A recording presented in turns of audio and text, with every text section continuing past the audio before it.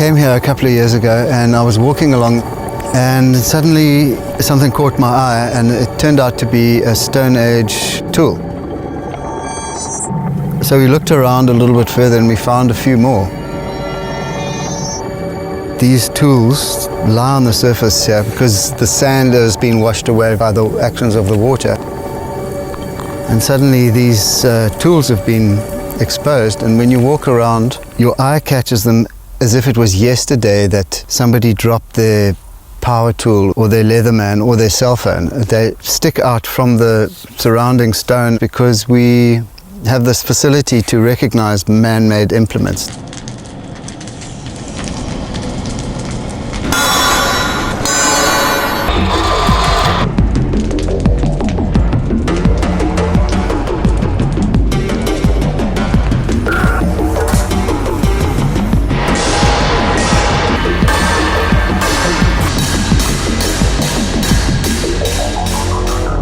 That board had cost me like $400 or something, which was quite a lot at the time. There must have been some kind of calling or yearning for an anvil. Not many people want an anvil, and that's the anvil that I've used now for 30 years. So over the years, anvils have arrived on my doorstep from the scrapyard, or people have told me there's an anvil that needs to be rescued from being melted for scrap.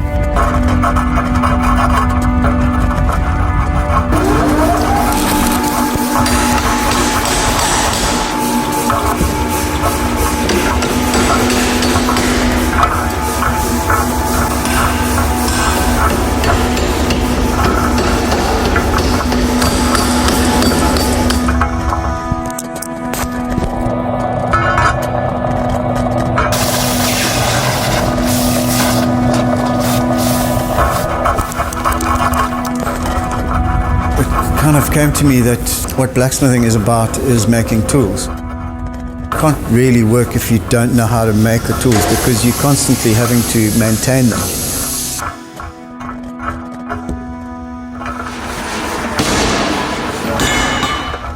So you've got to make the shape to do the work. You can't go and buy it. The blacksmith makes all the tools that make all the other tools.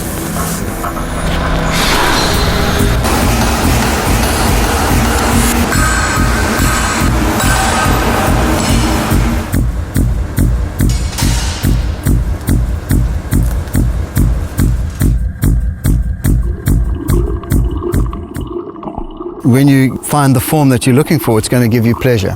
And over the millions of years, we learned to call that recognition of an attractive function beauty. Our understanding of what beauty is something that intuitively we know works. A piece contains value when it shows the process and it shows the skill and shows the difficulty.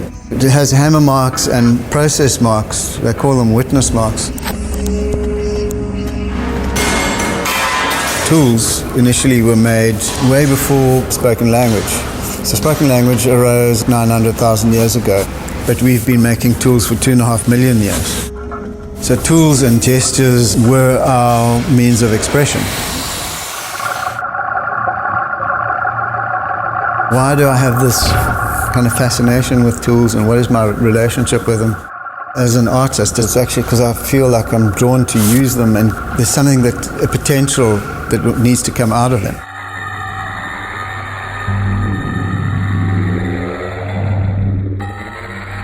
What I'm looking for is exactly the same thing as that recognition of the stone tool, that form and that innate quality, which is our instinctive understanding of form and beauty. We need the right technology to advance as a species, and we need to learn how to evaluate the technologies that we have in order to ascertain whether it's in line with our evolutionary development.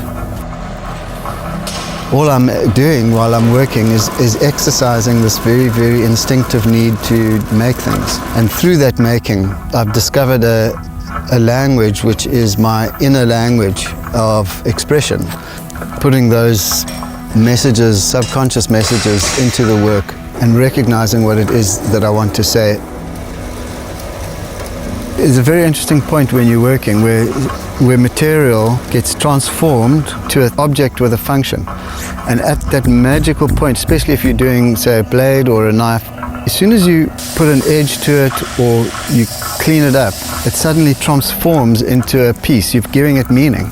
The satisfaction when you're actually taking material and you're giving it meaning, and it has an edge. That's the space that we want to be in.